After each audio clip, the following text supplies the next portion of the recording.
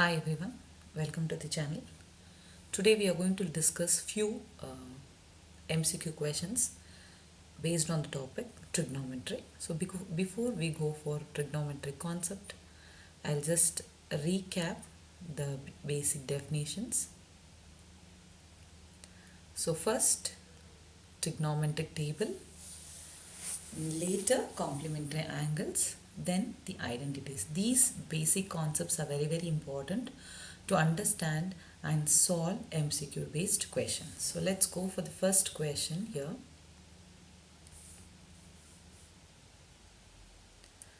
The question says, given that sine alpha is equal to root 3 by 2, cos beta is equal to 0, they are asking us to find what is beta minus alpha. So beta and alpha are nothing but angles of sine function and cos function. Okay.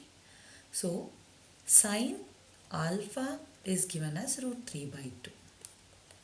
Cos beta is given as 0. Go back to the trigonometric table, check sine having root 3 by 2, which angle it is. Sine is having root 3 by 2, that is angle 60 degree. So can I write instead of root 3 by 2 sine 60 degree? Similarly, cos beta is equal to 0. Check the corresponding cos table having 0 as its value. Corresponding angle will be the cos 0. Okay. So when does cos become 0? When cos is 90 degree. So replace it here. Cos 0 is 90 degree. So from here, sine is equal to sine and cos is equal to cos. In that case, we can equate the angles. So alpha is equal to 60 degree and beta is equal to 90 degree. Now we are supposed to find the difference of beta minus alpha. So you can take beta minus alpha is equal to 90 degree minus 60 degree. So difference will be 30 degree. So this is the answer for the first question.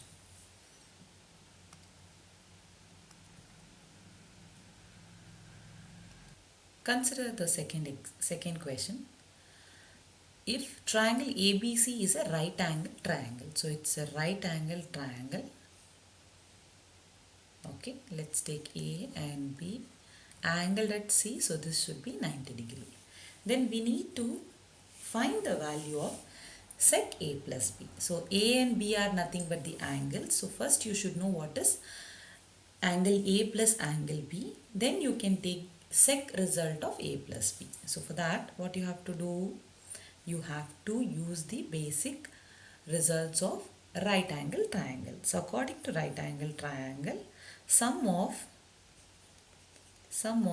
all the three angles is equal to 180 degree. Already it is given angle C is 90 degree because angle C is 90 degree. So what we can write? Angle A plus angle B is equal to 180 degree minus angle C, that is 180 degree minus 90 degree, whose difference is again 90 degree. So now we got angle A plus angle B is 90 degree. But the question is, we need to find the value of sec. So what we have to do? Take secant on both the sides. So sec A plus B is equal to sec 90 degree. So go back to the trigonometric table. Sec 90. So sec is the last entry of the table and last column 90. So what is sec 90 here? It is not defined. So carefully check the option. The option should be ND, that is not defined. So let's start the third question. If sine theta plus cos theta is root 2 cos theta, they have clearly mentioned theta is not equal to 90 degree. So you cannot take angle theta to be 90 degree. Then we need to find tan theta value. So first you should think logically. Tan theta is nothing but a combination of sin theta by cos theta. So that is the key what we have here. So they have already given these are equal. So try to get tan theta here. We have sin theta. So if I divide entire equation by cos, you will get tan theta. So I am dividing cos theta for each term of the given expression. So on dividing, you can clearly see the terms are converting to tan and the terms are getting cancelled. Cos and cos, cos and cos. Sin by cos is tan theta plus 1 is equal to root. So we need tan theta. So tan theta is equal to root 2 minus 1. Moving to the fourth question.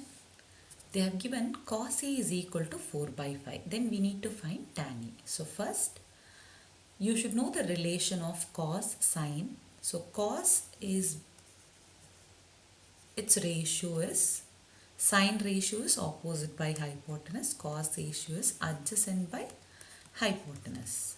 So whatever the value they have given, those are adjacent and hypotenuse value. So immediately you can draw a right angle triangle, okay, where you take the point A, B, C, D. If this is 90 degree and if your angle is here, then opposite will be this side, longer side will be hypotenuse and this will be the adjacent side, okay. So you can carefully examine. Adjacent will be 4, hypotenuse will be 5 and you don't know opposite side. By Pythagoras theorem, you can easily find the opposite side. Why? Because tan A is defined as sin A by cos A. Sin A is opposite by hypotenuse. Cos A is adjacent by hypotenuse. So hypotenuse cancels out. You will get opposite by adjacent. So to find tan, you should know what is opposite side. So apply Pythagoras theorem here. The longest side is AC square. It is equal to AB square plus BC square. So it is 5 square is equal to 4 square plus CB square, because that is the opposite side. So it is 25 minus 16 is equal to CB square. Okay. So on simplification, CB square is equal to 9. CB is equal to root 9, which is equal to 3. So this is nothing but the opposite value. So kindly substitute it. Tan theta, tan A is nothing but opposite by adjacent.